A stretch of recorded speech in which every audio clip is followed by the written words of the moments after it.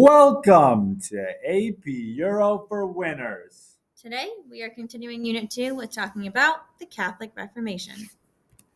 The Catholic Reformation, also called the Counter Reformation, is this time period where the Catholic Church is trying to find solutions to all the issues that people have within the Catholic Church. We've discussed these issues before. These are things like the priests not being educated, the priests and even popes not agreeing to their, not adhering to their vows of celibacy, absenteeism, where priests are not paying attention to all their parishes and are just kind of staying in one church, and simony, which is like religious bribery, people getting positions of pope or priesthood by paying money. Another way to think about this is that it's the Catholic Church's response to the growing trend of Protestantism, right? We've talked about how Lutheranism and Calvinism is taking Europe by storm, and the Catholic Church is a little worried that they are losing followers, and they think that they need to make some fixes in order to gain those followers back, right? So these are reforms to the Catholic Church to reduce the corruption and revive people's spirituality. We'll talk about it in the other slides, but they're going to establish something called the Jesuit order, and they're going to have something called the Council of Trent, which is going to help with these changes. One important person to know, kind of an inspiration, is Saint Teresa of Avila. And she is a woman who experienced visions that she claimed brought her closer to God, and it made her want to have a more direct relationship with God.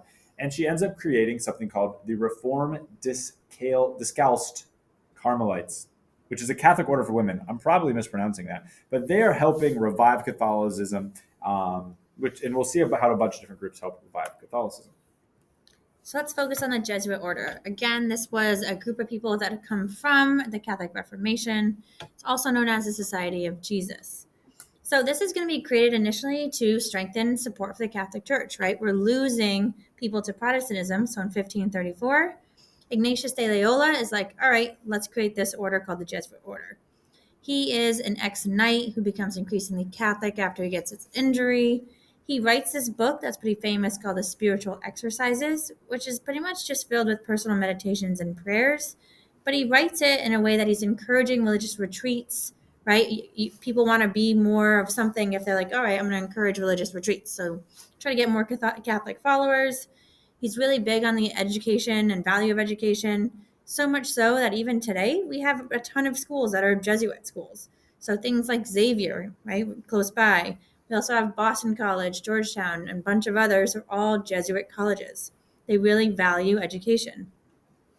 Another part that we want to mention about the Jesuit order is that they often did the good works, quote unquote, that priests were supposed to be doing, and they said that they were doing, but they weren't actually doing, like feeding the poor and healing the sick. So the Jesuits go around and actually hands-on help people.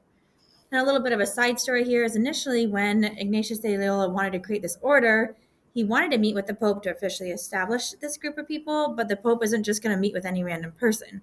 So to get his attention, Ignatius and a couple other people, they're going to go around the Vatican and Rome, and they're going to help people. They're going to start having people talk about them and the help that they're doing.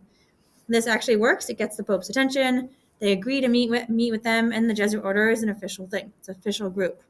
So it kind of works hand in hand. The Jesuit order is dedicated to serving the Pope, helps the people, and really makes Catholicism look better.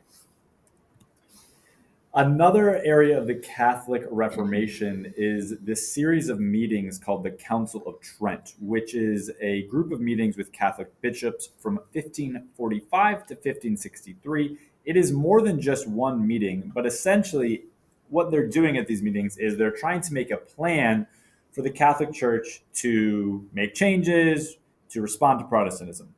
And what they do is they try to strengthen the church, not so much by making huge changes, but they want to reinforce what the church was already supposed to be doing. So things like reaffirming the seven sacraments. So Protestants only believed in two sacraments, ones that are in the Bible. And the Catholic Church wants to say, no, look, the priests, they know more than just what's in the Bible. What they're doing, our traditions matter.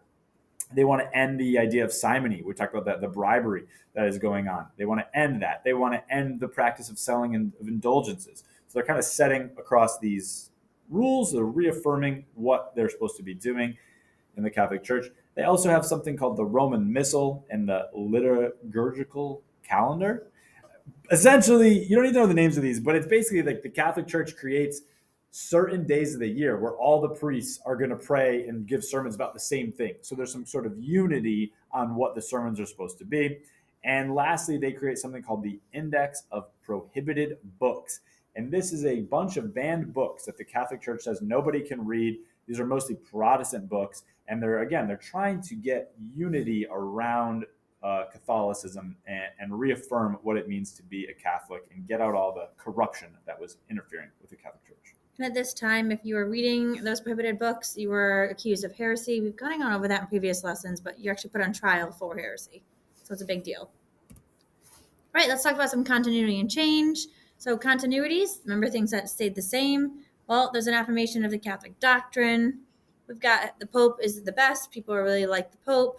And faith and good works are key to salvation. So these are ideas of Catholicism that are still the same, regardless of the reformations and everything. These ideals persist. Now let's look at some changes. Some changes is there's going to be new religious orders, right? We saw 2 examples in this lesson alone. They're going to establish seminaries to train and educate priests. And they're going to also ban the sale of indulgences. So these are the 3 key changes.